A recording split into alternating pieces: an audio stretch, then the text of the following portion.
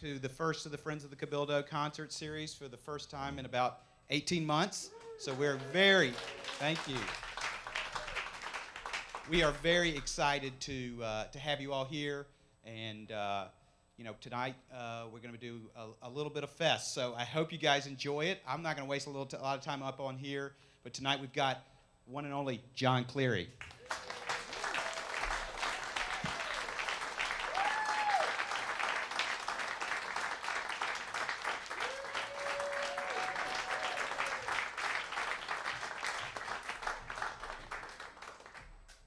All right, good evening, everybody. How y'all doing?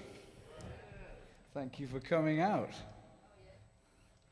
So apparently it's Professor Longhair's birthday tomorrow, and he's going to be 103. That's what they tell me. So let's see what we got here.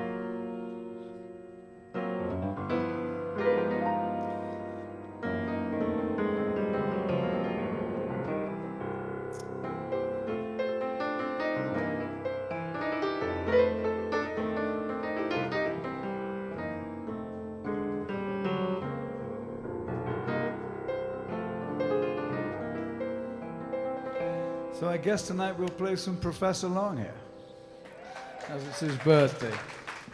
And somebody on a gig recently asked me if I played any Professor Longhair, and I told him, if you play New Orleans piano, you play Professor Longhair in everything you do, really. Because Fess obviously was a big influence on so many of the great piano players here, like Huey Piano Smith and Alan Toussaint, Mac Rebennack, and James Booker, Henry Butler, and Art Neville, and the list goes on and on and on. So really, as a New Orleans piano player, whenever you sit down, you're playing at the piano, you're really playing Professor Longhair. And I was going through a list of songs and thinking how to do this, and I thought one thing I didn't really want to do was just get up and play or try and imitate Professor Longhair all night. That's kind of a pointless thing, really. And as I say, I'm already playing his stuff anyway whenever I sit down. But his stuff influenced a lot of people, but he was also influenced by a lot of people himself. And he did a lot of his own tunes, but he also covered tunes by other people that he dug. And so I thought I'd just kind of give you a little mixture of different aspects of what he did, if that's cool with you. And so I just made up a list in no particular order, but I'm just going to go just have some fun and just play through it. And the first one on the list is Mess Around, which is one that Fess played. And I should tell you, I never actually got to see Professor Longhair play live, which was very sad, really, because it was an ambition of mine when I was a little kid. Because I first heard about Professor Longhair. And it's funny, actually, I was doing some tidying up, and I found this a couple of weeks ago, and I found this letter that I got in England in 1972, or 73, when I was 11 years old, from my uncle. And it was a beautiful letter, beautifully written with little illustrations. He said, "Man, there's a great piano player here that you really dig, and his name's Professor Longhair." And it really stuck in my mind, because we all hear that name so much, but imagine the first time you ever heard of Professor Longhair. And when he came back, he brought some records back. He lived here for a few years in the late 60s and early 70s.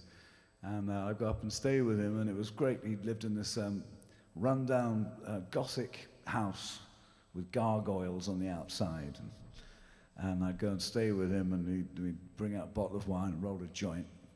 I was only 12 years old, but he didn't care.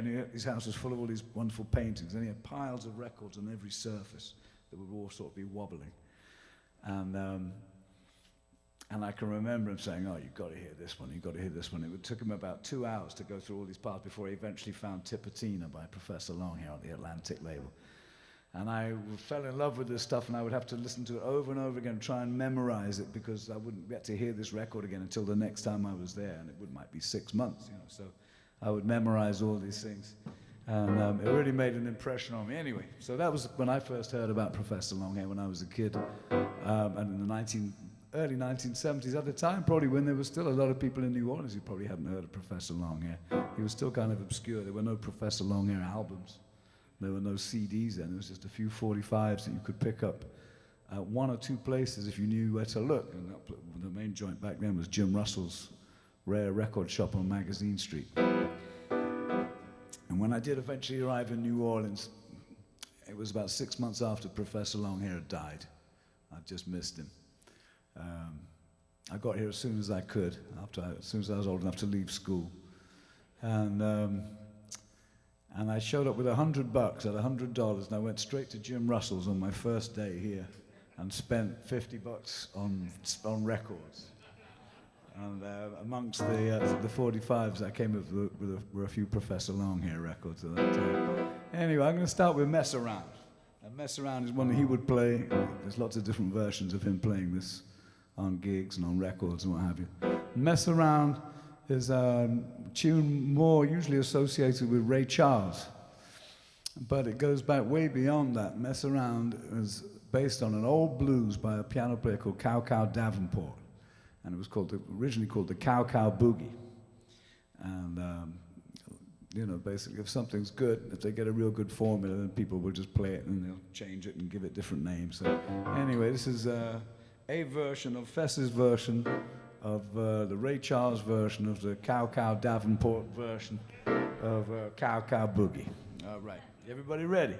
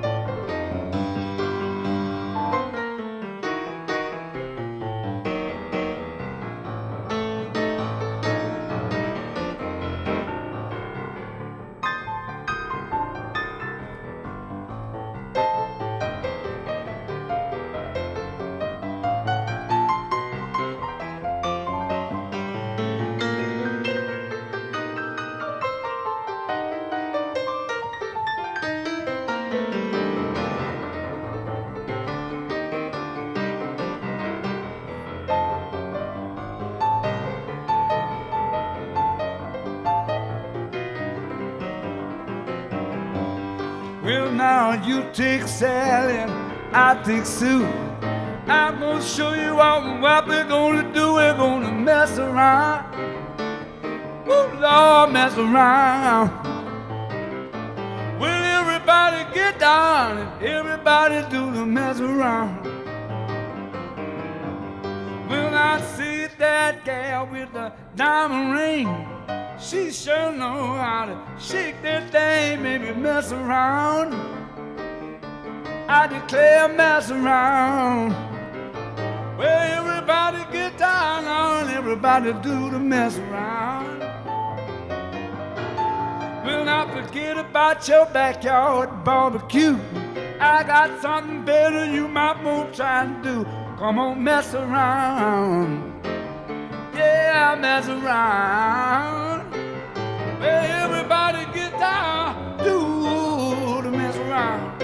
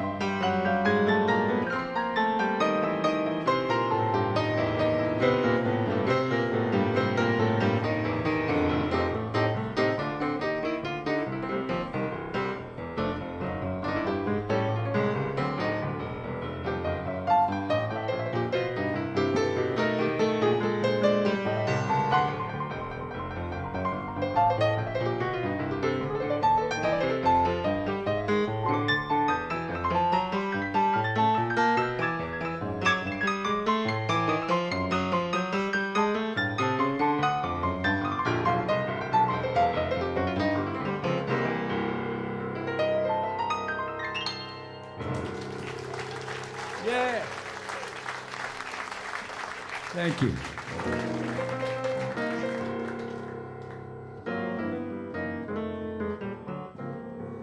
Let's see, and I'm going to play this one for you now. This is a tune that I used to play with a guitar player, a really good blues, well, I wouldn't call him a blues guitar player, he played everything, Snooks Eaglin. Y'all remember Snooks? And Snooks recorded with Professor Longhair. And I got to play this tune with Snooks a whole bunch.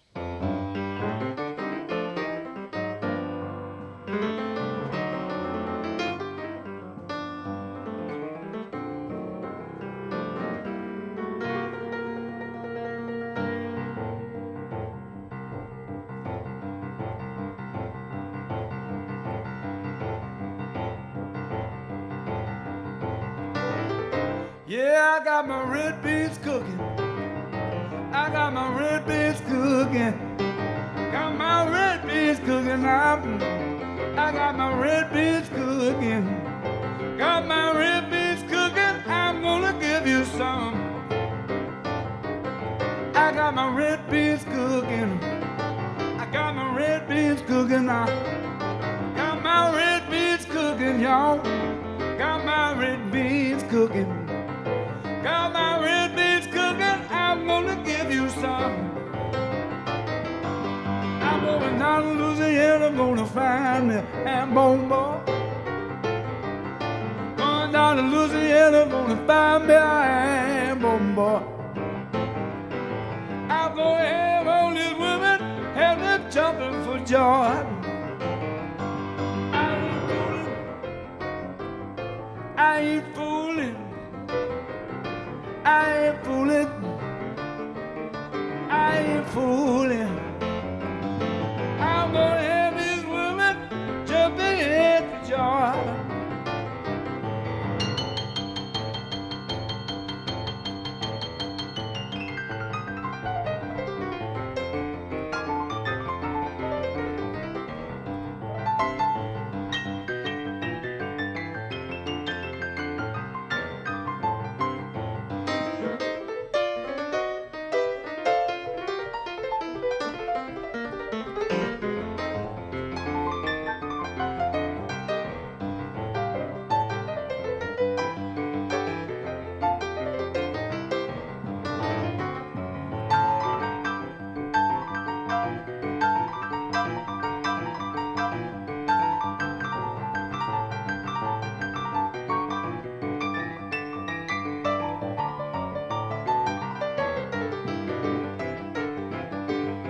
I got my red beans cooking.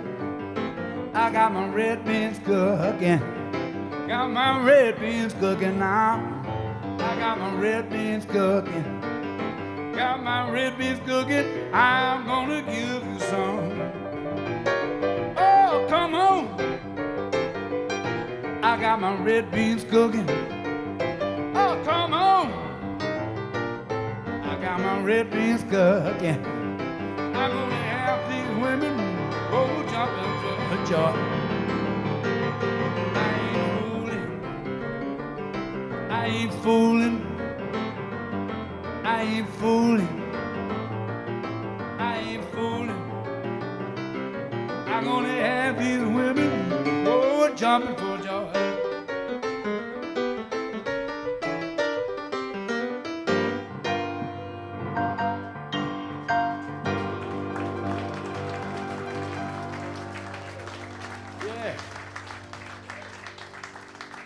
Yeah.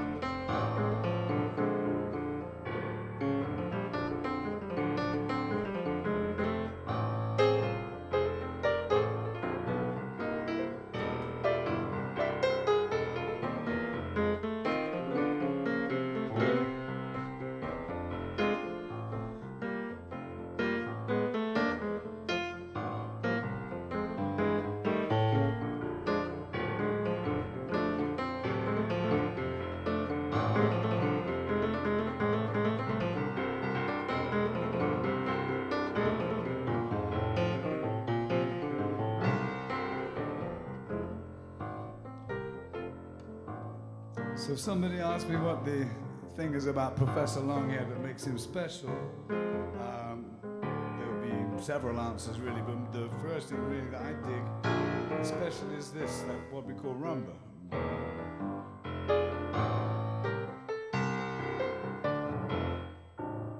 That rhythm right there, which really is a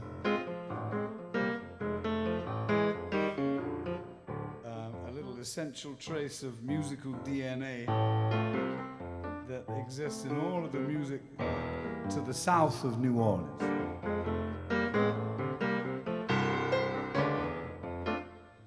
Because a lot of people, obviously, everyone here is from New Orleans, so you already know this, but a lot of people out of town, around the world, think of New Orleans as being the deep south. But in reality, for many, many years, this was the far north, when there was a Creole colony of Spain and France. So this kind of rhythm, what we call a rumba, has more in common with Haiti and with Cuba, and that's that aspect of Fess's music that I really dig. This particular tune is a good example of that one. Well now, hey now, baby, hey now, honey child. Hey now, baby, hey now, honey child. Oh, hey, little darling, she'll do wish that you were mine. Well, I do. Oh, little baby, I do. Yeah, little girl. Child, I do. Well, I know I love you, baby. I hope you love me too. Well, now tell me, pretty baby, where did you stay last night? When you come home this morning, your clothes didn't fit you right now. Hey now, baby, hey now, honey child. Well, you know I love you, baby, sure does drive me wild.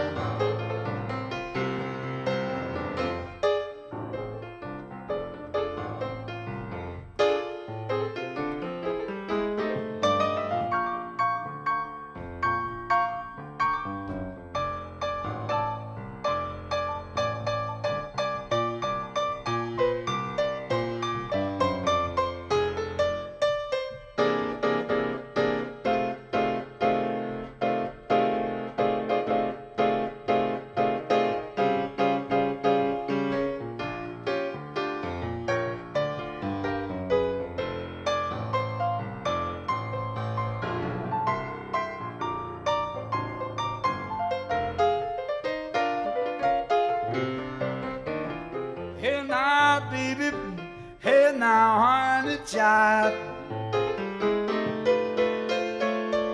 Hey now, baby, hey now, honey child.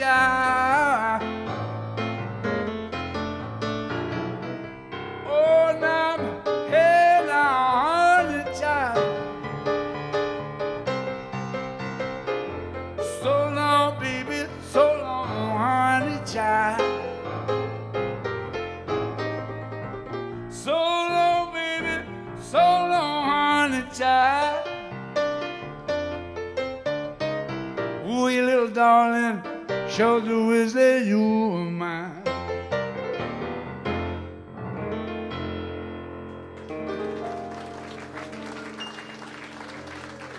Thank you.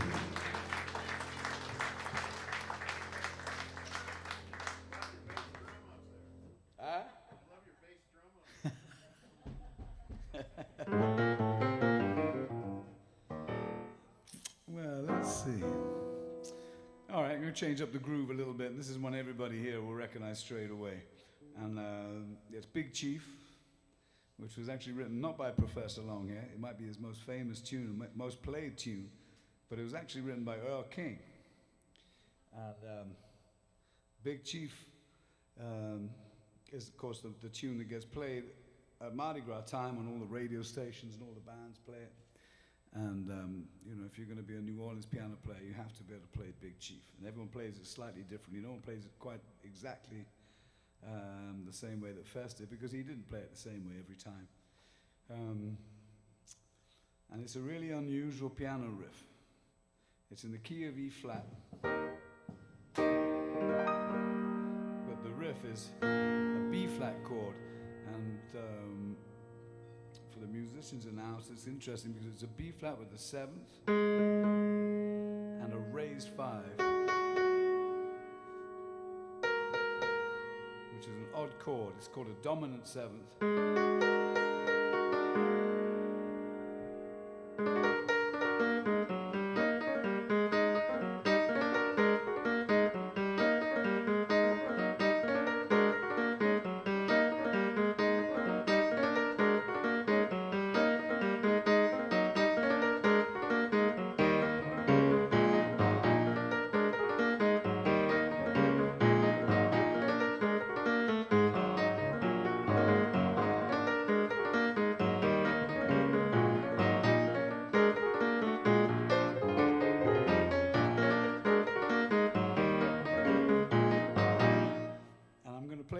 I'm not going to interrupt these too much, but it's kind of interesting sometimes to get a little insight into what's going on. That bass line is really hip, and that's not actually what Professor Longhair played. The bass line was similar to what Fess played, but the guy that produced the record, Wardell Kazerg, changed it up a little bit, and it made a very hip, tiny little detail in the adjustment. But instead of going,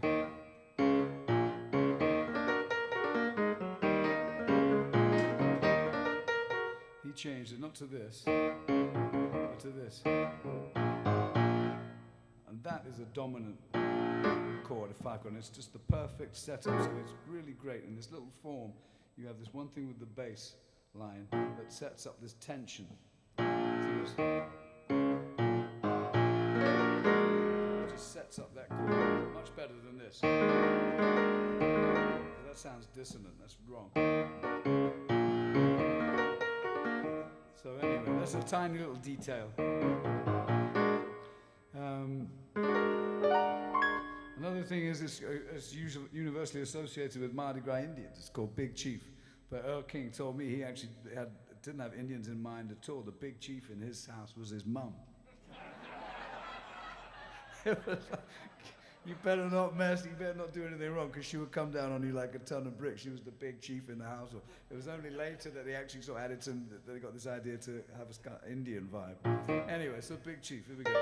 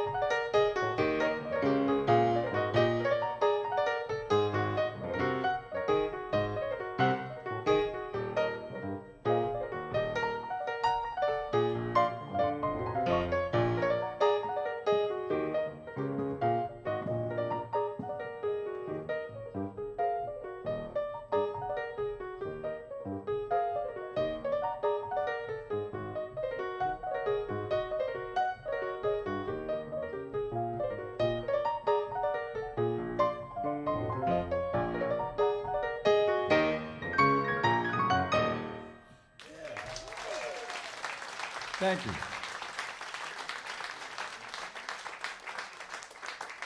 That little harmony thing, I can't take credit for that. That came from Sir Alan Toussaint do that once. But he didn't play both parts at the same time. But that's something you can do. It's interesting because I said that chord there is a beautiful chord. It's the chord you usually hear in the beginning of like a 12/8 old New Orleans. You know. There have been some lonely, lonely nights. It's that setup chord. If you want, it's that chord there. But what you can do is you can take that chord and you can harmonize it. So the first note, second note.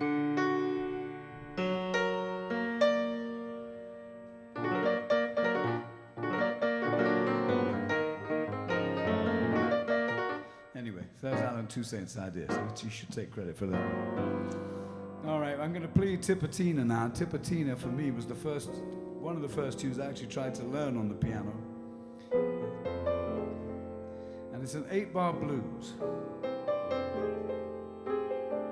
And most people are familiar with the idea of a 12-bar blues. But 8-bar blues is different, not just because it has 4 less bars, but because the dynamics of the way 8 bars work is very, very different. And when you're playing a blues, you basically have 3 chords. So in this instance, Tippetina is always in F. So Tippetina is in F, B flat, and C. Those are the 3 chords. And the way you get around them is to add little flavors, like that one there, which is called a 7th. It's diminished.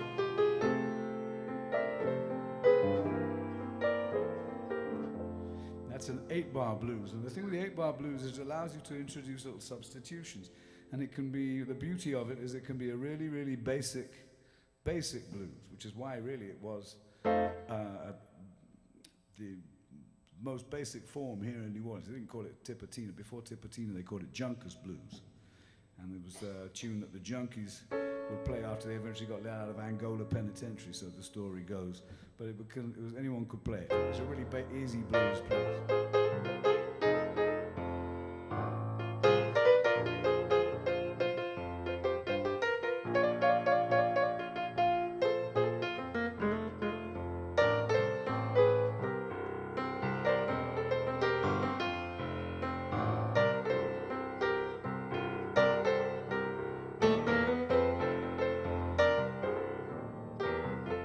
So it can be really basic like that, or you can get really interesting with it and start substituting chords that have similar qualities. And then when you start doing that, you get into a whole different world, so you can make it sound more like this.